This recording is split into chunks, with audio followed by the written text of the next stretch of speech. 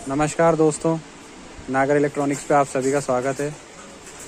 आज हम आपको बताएंगे आहूजा का 200 वाट के स्पीकर के बारे में। वैसे तो आप सब जानते ही होंगे 200 वाट के, पर ये स्पेशल स्पीकर है। जैसे कि आप देख पा रहे हैं आहूजा DZ12F200, ये 16 ओम्स का स्पीकर होता है दोस्तों। इसको अब हम खोल के आपको बताते हैं इसको।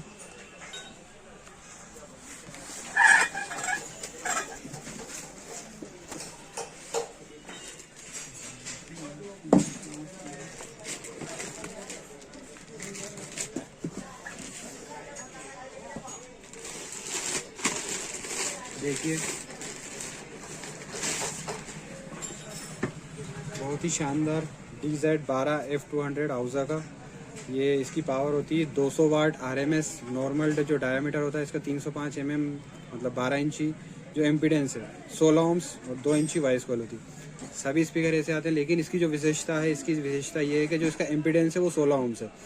आपको 16 ओम्स के स्पीकर शायद ही कहीं देखने को मिलेगा। ये आहूजा का यही एक स्पेशल मॉडल है जो 16 ओम्स देता है। अगर आप इसको देखेंगे 16 ओम्स, अगर आप डबल 12 के स्पीकर चला रहे हैं तो 16 + 16 अगर उसको करेंगे तो 8 ओम्स। तो ये प्रॉपर आपको आपकी मशीन में ये ऐसा स्पीकर है दोस्तों जो शायद ही कभी ख़राब होते हैं, बहुत कम और ख़राब होने। देखिए आप इसकी कितनी शानदार क्वालिटी हम आपको दिखाते हैं। ये अंदर से भी इसके स्पाइडर्स, इसकी पैकेजिंग, और ये रहा इसका प्लस माइनस के टर्मिनल्स। काफ़ी शानदार इसकी क्वालिटी है। इसकी जो विशेषता होती है मैं आपको देखो बताता हूँ। स्पीकर तो आपने सभी देखे होंगे। ये DX12 और DX सेम ही आते हैं, लेकिन DX जो 12 होता है ये 8 ओम्स का होता है, और DZ12 यही 16 ओम्स का होता है।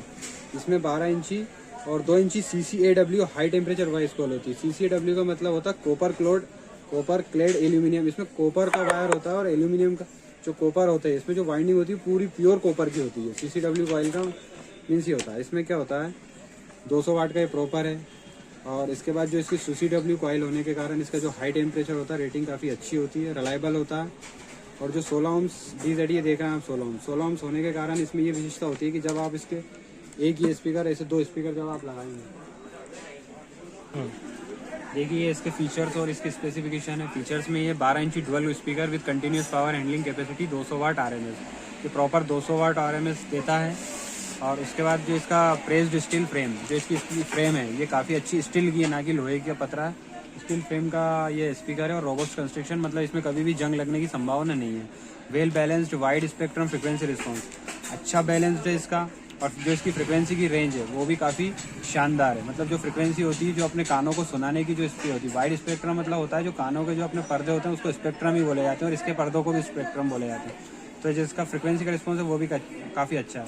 Quality high quality, specially design, important cones and spiders. और अब इसकी जो डिज़ाइन ये तो बता ही रहा है कि काफ़ी अच्छा है, देखने में भी लग रहा है। लेकिन जो इसके पर्दे हैं, ये जो इसका पर्दा है, ये जो पर्दा है, आप इसके पर्दे और जो स्पाइडर्स, ये जो स्पाइडर है ये इम्पोर्टेंट होता है। आहूजा जो होता है ये इम्पोर्टेंट करता है। इम्पोर्टेंट मतलब होता है बाहर से स्पेशल डिज़ाइन करके मंगाया गया।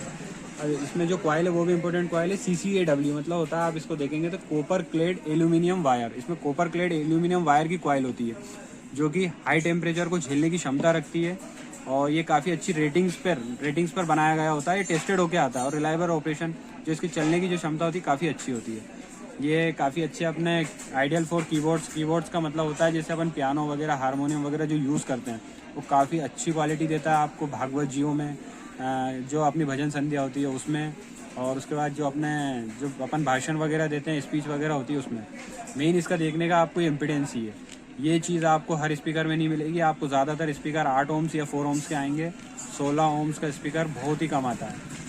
मैं आपको इसका 16 ओम्स का फंडा भी बताता हूँ। अब इसकी पावर रेटिंग्स तो ये आप सभी देख सकते हैं कि इसका डायमीटर इतने इंच का है, इसका वजन ये है, ये सब चीज़ें तो आप पढ़ सकते हैं। लेकिन समझाने वाली बात ये होती है कि ये जो स्पीकर है, ज़्यादातर स्पीकर क्या होते हैं, ये जैसे एक बॉक्स है, इस बॉक्स में 2 स्पीकर आते हैं।